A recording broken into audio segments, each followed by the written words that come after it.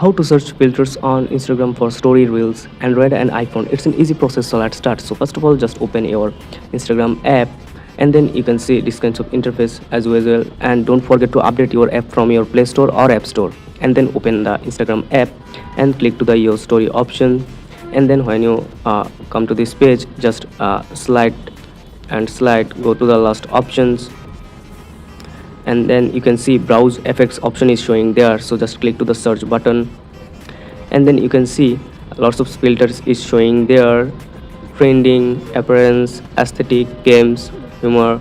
So if you want to search any filter, you can see I want to search dreamy, so and then just search your preferred filter. And then if you want to save this, just click to the save button here, so just click on the effect, and then just in the left side you can see a save button, just click on the save button. After that, the effect will be saved to your options. Here you can see effects is saved here. So that's the process. I can search filters on Instagram for story, reels and posts. So hope this helps. If this helps you, then don't forget to subscribe our channel for more informative videos. See you in the next one. Bye.